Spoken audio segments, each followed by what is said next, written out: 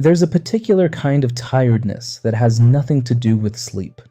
You can rest for a week and still feel it. It shows up in the middle of an ordinary Tuesday, at your desk, in a meeting, in the passenger seat of your own car, as a question with no clear shape. Something like, is this actually my life? Or is it a life I agreed to by accident? Most people push the question back down. It doesn't come with an answer attached, only more questions. And those questions have a way of unraveling things that took years to build. A career, a marriage, a personality you were praised for having. So you keep going. You perform the version of yourself that gets along with people, that gets promoted, that gets loved. Here's the uncomfortable part. What exhausts most people isn't life. It's acting. Some nights the performance is seamless. Other nights, lying in the dark, you notice you can't quite remember the last time you did something because you wanted to, rather than because it was expected. This isn't a story about those nights getting worse. It's a story about what they might actually mean, and about a man who lived through a version of this so extreme that his closest colleagues quietly started to wonder whether he'd lost his mind, and who came out the other side having mapped something the rest of us are still catching up to. We tend to think of a psychological crisis as something that happens to a healthy mind, an interruption, a malfunction, a thing to be corrected so life can go back to normal. Carl Jung looked at the same experience and drew the opposite conclusion. He kept encountering people who weren't falling apart because something had gone wrong. They were falling apart because something they'd been holding together, a self built almost entirely from other people's expectations, had finally reached its limit. The structure wasn't strong enough to hold what the person had become, so it cracked. Call this the difference between breaking down and breaking open. The first implies damage. The second implies something was sealed shut and now isn't. Jung didn't arrive at this distinction from theory. He arrived at it by nearly losing everything he'd built. In 1913, Carl Jung was 37, and by every external measure, exactly where he was supposed to be. He ran a respected practice in Zurich. He was internationally known. Since 1907, he had been Sigmund Freud's closest collaborator, widely regarded, including by Freud himself, as the heir to psychoanalysis. Then the two men broke. In 1912, Jung published a book arguing that Freud's model of the psyche was too narrow to explain what he was seeing in his patients, and in himself. Freud read it as a defection, not a disagreement. Within a year, hundreds of warm letters went cold, then stopped. The rupture cost Jung more than an argument. In 1914, he resigned as president of the International Psychoanalytic Association. Colleagues who had once sought his opinion began treating him as a defector, possibly unstable, certainly no longer to be trusted. And then, within months, something happened that had nothing to do with academic politics. In the autumn of 1913, Jung had a waking vision so vivid he described it later as though it were physically present in the room. Europe drowning under a rising flood of blood, bodies and wreckage carried across the continent, the water reaching the Alps. It recurred. He assumed at first that it meant he was going mad. Then, in August 1914, the First World War broke out. The vision stopped looking like a symptom. It started looking like a warning he hadn't known how to read.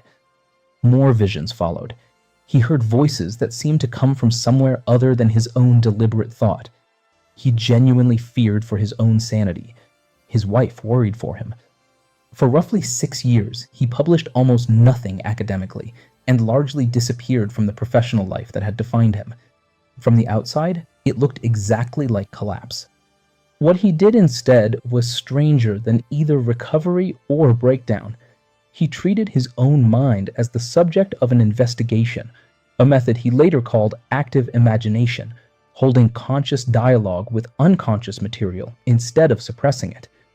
He filled a large, hand-illustrated volume with these encounters. It would later become known as the Red Book, and it stayed unpublished for decades, partly because Jung himself wasn't sure the world was ready for what it contained. He wasn't unraveling, He was living through the exact process he would go on to describe in his patients, an old identity dying so a more complete one could take its place. One figure from those years shows exactly what this looked like in practice. Jung began encountering, in his waking visions, an old man with the horns of a bull and the wings of a kingfisher who called himself Philemon. Jung didn't experience him as a fantasy he was inventing. He experienced him as something closer to an independent presence, a figure who seemed to know things Jung himself didn't, who Jung would walk and talk with in his garden as though consulting a colleague. It would have been easy to dismiss this as simple imagination, or to worry it was something worse.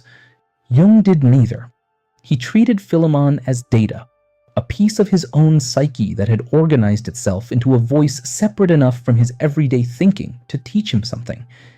That distinction between inventing an idea and encountering one became central to everything he later built. The unconscious, in his account, wasn't a passive storage room of memory. It was something closer to an active partner, capable of producing material more intelligent than the conscious mind that received it. Worth being precise here before going further, this isn't a claim that every psychotic break is secretly a spiritual awakening. Jung kept working as a clinician throughout this period, and he knew the difference between a mind reorganizing itself and a mind in genuine danger. What follows is a map of one particular kind of crisis, not a diagnosis and not a reason to romanticize suffering that needs real care. Most of what follows is what he found down there. The first thing Jung noticed, in himself and later in the people he treated, was how much of a person's sense of self is actually stored somewhere else. Not deliberately. It happens gradually, almost administratively, starting in childhood. A child learns which behaviors produce warmth and which produce distance, and adjusts. By adulthood, the habit is invisible. You don't experience it as, I am outsourcing my value to this person. You experience it as, this person's opinion simply matters, as though it were a fact about the world, rather than an arrangement you built. Picture a backpack you've worn so long you've forgotten it's on your back at all. One day you realize you didn't pack it. Someone else did, a long time ago, and handed it to you before you were old enough to check what was inside. Jung called the undoing of this the withdrawal of projection. A parent stops being an all-explaining figure and becomes, more plainly, a person with limits of their own. A partner stops being the missing piece that completes you and becomes someone you're choosing to be with, on your own authority. There's a mid-career teacher who spent 15 years organizing her sense of competence around what her department had thought of her. A curt email would ruin her week. A rare compliment would carry her for a month. She thought of this as conscientiousness, until a long stretch of quiet exhaustion made her notice the pattern. She had never once asked herself whether she thought the work was good, only whether he would. Withdrawing that projection doesn't feel like liberation at first. It feels like loss. The comforting fiction that someone else is responsible for how your life turns out goes with it. The responsibility lands back where it started, with her. Jung considered this uncomfortable landing the actual beginning of psychological adulthood. One honest question: whose opinion, right now, would ruin your week if it turned critical? Hold that thought. We'll come back to it. Jung himself, in the middle of the Red Book years, was still doing this exact exercise, sorting out which parts of his identity had ever actually been his, and which had simply been handed to him by Freud, by the profession, by the expectation of who a respected Zurich psychiatrist was supposed to be. The second thing to fall away is usually harder, because it isn't about other people at all. It's about the parts of yourself you've quietly decided not to be. Jung called this collection of disowned material the shadow, not a metaphor for evil, just everything about a person that got pushed out of conscious identity because it was, at some point, unacceptable to keep.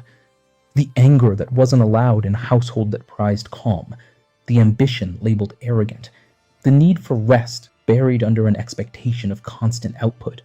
None of it disappears.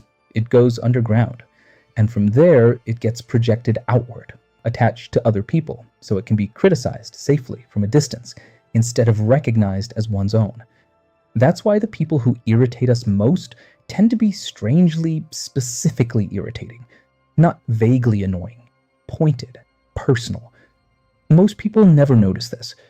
There was a woman, we'll call her Renata, who worked in nonprofit administration and prided herself on being endlessly patient and accommodating. More and more, she found herself quietly furious at colleagues she considered selfish, people who set boundaries, said no to extra work, protected their evenings. Privately, she called it a lack of basic decency. It took a long stretch of discomfort to sit with an uglier possibility. The fury wasn't about their selfishness. It was about the selfishness she had never once let herself have. Here's the uncomfortable part again, and it's the hardest one. Admitting you're capable of the very things you've judged most harshly in other people. Not as a hypothetical, as a fact already inside you, simply unexpressed. But Jung's claim here is genuinely counterintuitive. Integrating the shadow doesn't make a person worse, it makes them whole. A quality that's been made conscious can be chosen instead of acted out blindly. Owned anger becomes the capacity to set a boundary. Owned selfishness becomes the discipline to protect your own time without guilt. Think of it like a live wire. Left buried and untouched, it's dangerous precisely because no one knows exactly where it runs. Traced, mapped, and switched to a socket, the same current becomes the thing that powers the house. What stays dangerous is never the quality itself. It's the quality left in the dark, denied, and therefore uncontrolled. If a name came to mind a moment ago, the person whose opinion could ruin your week, don't write it down here. Write the trait instead. One line in the comments, the specific quality in someone else that gets under your skin far more than it logically should. Not who they are, just what it is. Most people never look at it directly. Even Jung didn't skip this part. Some of the strangest figures in the Red Book, the ones he argued with, the ones that frightened him, read less like mystical visitors and more like his own disowned material, finally given a voice loud enough to talk back. Once the projections have been withdrawn and the shadow has started to surface, something else becomes harder to maintain: the mask itself. Jung's term for it was the persona, borrowed from the Latin word for the masks worn by actors in classical theater. The persona isn't fake in some simple, contemptible sense. It's necessary. It's the calm you put on for a difficult client, the patient tone you find for your kids at the end of an exhausting day. Nobody could function in a social world without one. Your personality may simply be your longest performance. The trouble isn't the mask's existence. It's the moment a person forgets it's a role and starts believing it's the whole of who they are. Think of someone raising 2 kids while running a small business out of the garage. The one everyone calls the steady one. Always composed at pickup, always has an answer at the dinner table. Over years, the role gets so convincing that even they start to lose track of what they feel underneath it. Asked directly how they're doing, they find they have to search for the answer, the way you'd search for a word in a language you rarely speak anymore. During upheaval like Jung's, maintaining a persona like this becomes quite suddenly unbearable. You're at pickup, going through the familiar motions, and simultaneously watching yourself do it, with something close to disgust at how rehearsed it all sounds. This is usually the point where people nearby get worried, or start suggesting you need to get back to normal. What they're actually witnessing is a mask that has stopped being convincing to the one person it was built to protect. It would be easy, from here, to assume the goal is to tear the mask off completely and never wear one again, and arrive at some purified, unconditioned self. That is precisely not what Jung meant. His actual claim was stranger and more demanding: integration. Holding opposing truths about yourself at once, without collapsing them into a simpler, false version. You are capable of real generosity and real selfishness, real gentleness and real cruelty. The work isn't pretending one half doesn't exist. It's knowing both are available and choosing which one gets expressed in a given moment. Jung called this the union of opposites, and he considered it one of the harder psychological achievements available to a person, precisely because there's no clean resolution. What changes is that the contradiction stops being unconscious. A person who has done this work isn't free of their capacity for cruelty. They're simply no longer in denial about it, and far less likely to be ambushed by it under stress. This is a meaningfully different image than the one most self-improvement language sells, becoming your best self, as though the rest of you could simply be edited out. Jung's version keeps all of it. It just stops letting the unexamined parts drive. None of this produces the kind of dramatic transformation that makes for a good before and after story. It's quieter than that, and more durable. People who move through this tend to become harder to destabilize, not because external difficulty stops mattering, but because they've already faced the more frightening thing, an honest look at their own capacity for darkness. A layoff, a breakup, a public failure, these still hurt. They no longer threaten to unmake the person, because that person's sense of self was never built on the assumption of a spotless record to begin with. There's also a new clarity about other people. It becomes harder to be fooled by a performance once you've stopped performing quite so hard yourself. Jung's own account of the years following his break with Freud describes a slow, often disorienting accumulation, years of sitting with material that didn't resolve quickly. The mandalas he drew during this period, hundreds of them, dated almost like a diary, were his own way of giving shape to a self reorganizing itself faster than he could consciously track. There was no shortcut through it. There rarely is. Here's where this idea, taken carelessly, turns into something worth being suspicious of. Notice how easily "I've integrated my shadow" slides into "I'm no longer like other people." Jung called the failure mode inflation, the ego mistaking contact with something larger or deeper than itself for evidence that it is something larger and deeper. A person going through real individuation should come out more humble, not less. If facing your shadow leaves you convinced you're now immune to manipulation, surrounded by lesser, still asleep people, that isn't integration. That's the shadow finding a more sophisticated disguise. Arrogance wearing the language of depth psychology instead of the language of vanity. There's a second trap. The idea that other people's discomfort with your changes is automatic proof of their unconsciousness is a genuinely convenient belief, and convenient beliefs deserve extra scrutiny. Sometimes the friend who says you've changed is witnessing something real, that you've become harder to reach, less patient. Filing every piece of critical feedback under "they can't handle my authenticity" isn't growth.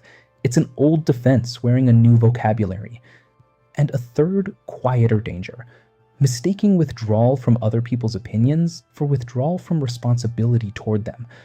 Jung's own life was never a case for isolation as a permanent address.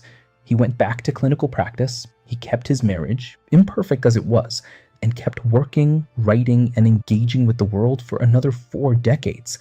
The descent into the Red Book years wasn't the destination, it was material he brought back out with him. The test of whether any of this is real integration rather than an elaborate new mask is almost embarrassingly simple. Does it make you more patient with other people's difficulty, or less? Jung's own writing suggests the honest answer should be more. Jung didn't discover how to become someone else. He discovered how to stop running from the person he already was. That tiredness from the beginning, the one with no clear shape and no clean answer, was never a malfunction.